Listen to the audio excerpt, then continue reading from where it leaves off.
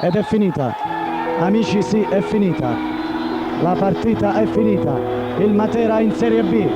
nella stagione che noi tutti potevamo definire. Io penso che la stagione 78-79 è partita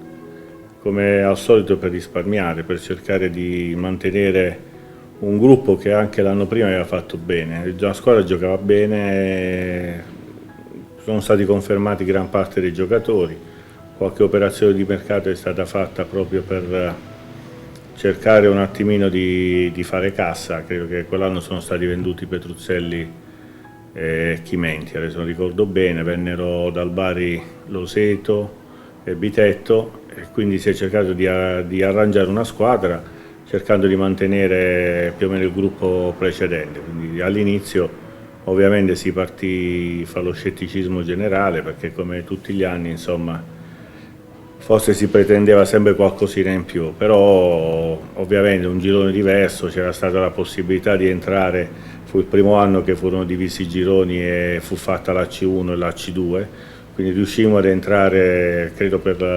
il rotto della cuffia, nei due gironi di C1 e quindi chiaramente ci aspettavamo un campionato difficilissimo con trasferte per la prima volta al nord, tipo Lucca, Livorno, queste partite che per noi erano un po' sensazionali insomma a quell'epoca e quindi partimmo senza i favori del pronostico.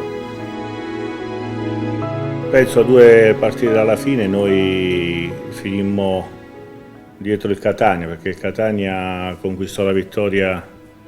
contro di noi e noi e il Pisa rimanemmo sotto di un punto dal Catania, quindi avevamo 41 il Catania e 40 noi e il Pisa.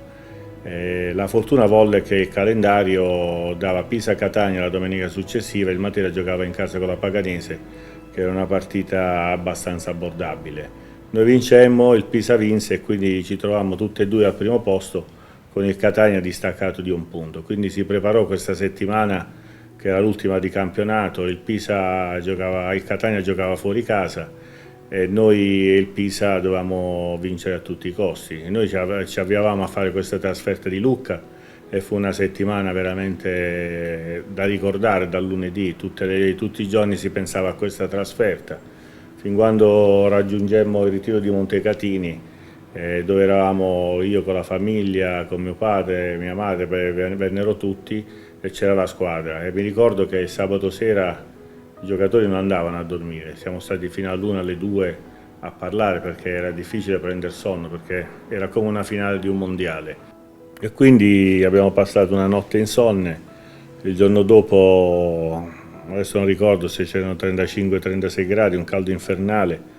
però secondo me il respiro era affannoso perché si avvicinava l'orario della partita. E quando siamo arrivati al campo è stato uno spettacolo indescrivibile perché per noi di Matera che non eravamo abituati a vedere uno stadio in campo avverso completamente colmo di tifosi materani con bandiere, con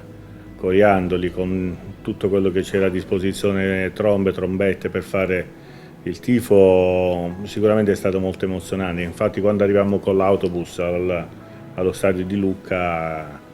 è stata una cosa veramente difficile da mantenere l'emozione.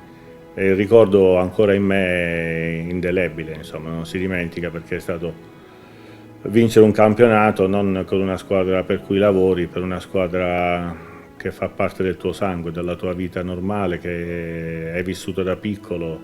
con mio padre presidente, quindi sicuramente farò fatica a dimenticarlo.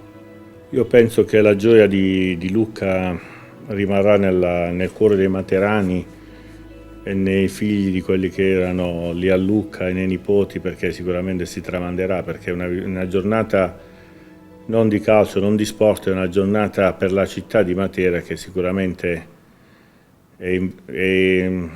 improponibile che si possa ricreare, perché credo che quel calcio di una volta, quando una piccola realtà come quella del Matera, appunto con scarti di giocatori di altre squadre, altri giovani, possa competere con squadre che hanno un potenziale economico sicuramente superiore. Credo